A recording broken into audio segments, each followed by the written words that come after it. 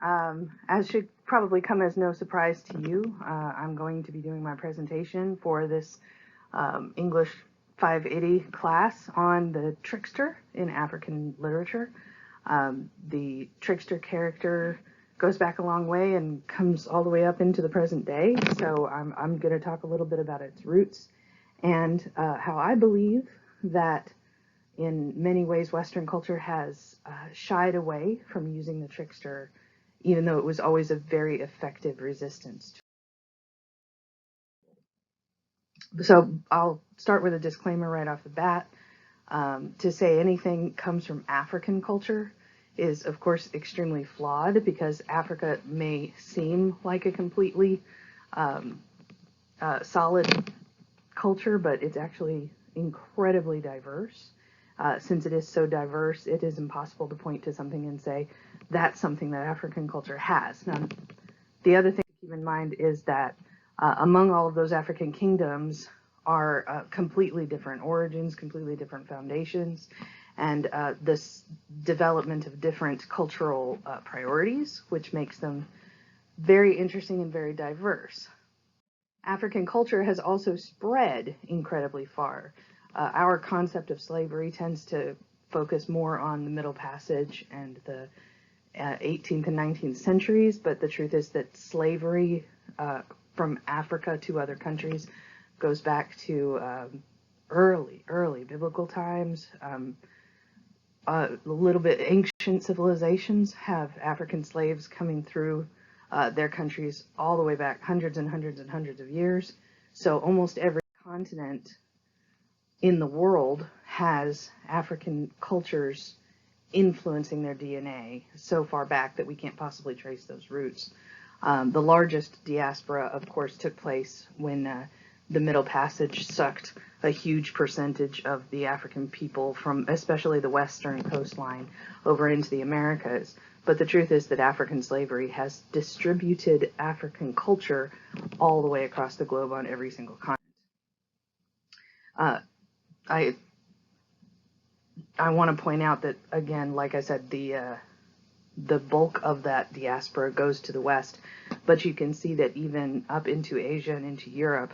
So the things that are the DNA of African culture tends to appear in almost every other culture. And that includes the call and response and the influence on food and languages. So when we find something that has its cultural DNA deep in several African cultures, we can usually find it in the modern world, in those countries all over the place now. So I wanted to focus on the trickster character. The most famous, I think, ancient trickster character is Anansi the spider, which comes from the Ashanti. Anansi is a spider and also a man, and sometimes some combination of the two.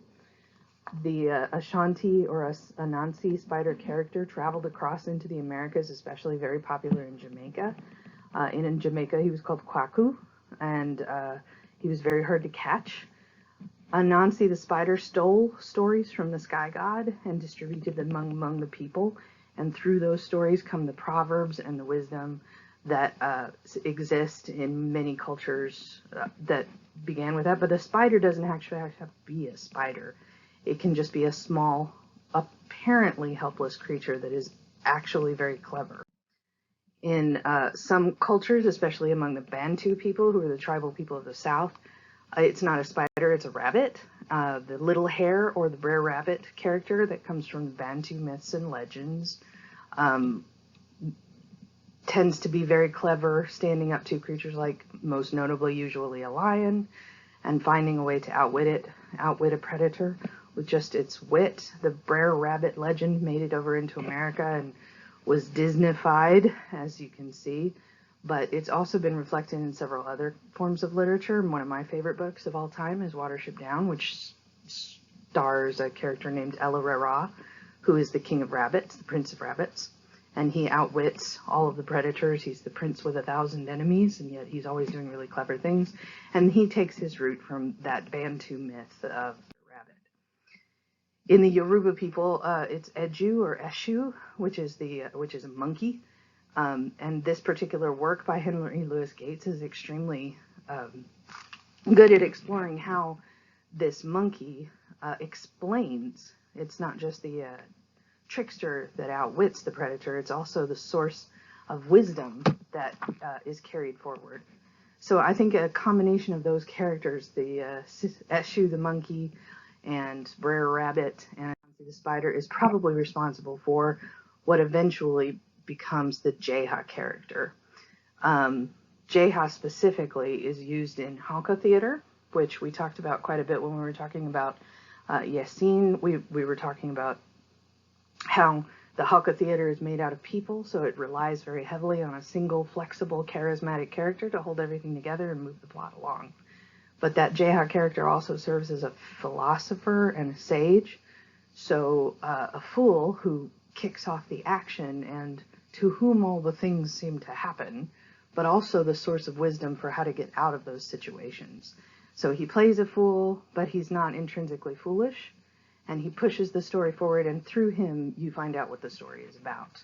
That Djeha character, or Jehu, or Jeru, or Djeha, depending on where you are, began to make a resurgence in resistance literature. We studied, again, Intelligence Powder by Yasin Kateb, and Puff of Smoke was the Djeha character in that, and it was adaptable to whatever social situations or political situations were going on in the time. But other authors began to bring forward those trickster characters. F.W. Sutherland wrote The Marriage of Anansawa, which is the sister of Anansi, specifically to demonstrate that resurgence of that trickster character.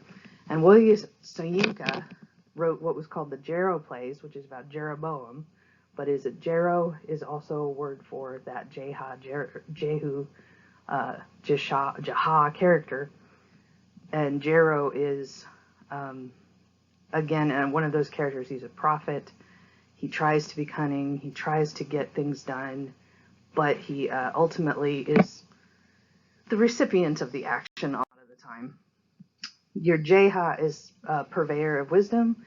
He's a problem-solving person. He's motivated by gain, for his personal gain, but he is not evil. He's a punisher of evil, usually. He manages to find a way to bring evil,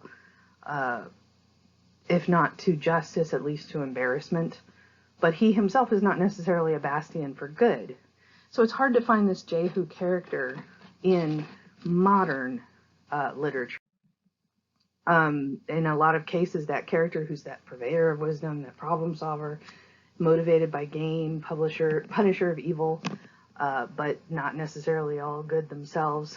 This is a character that Western film and Western television has really embraced, but you very rarely find an African-descended person playing it. I've got a couple of examples here. I've got Star-Lord from Guardians of the Galaxy, and I have one of the Doctor Who's. This is Dr. Ten, I believe.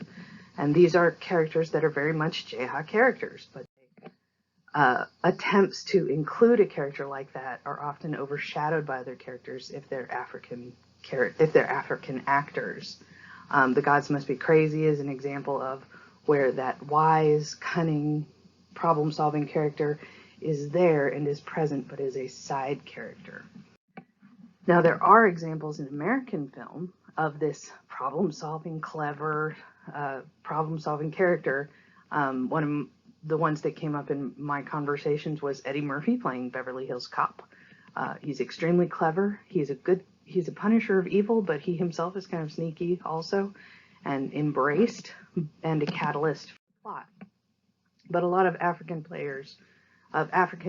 American actors who are stepping up into those roles are not playing those kind of characters as often. Will Smith plays them every once in a while. You see them in Enemy of the State. He's one of those kind of characters. And in Hitch, to a degree, I think that that's kind of a Djeha character.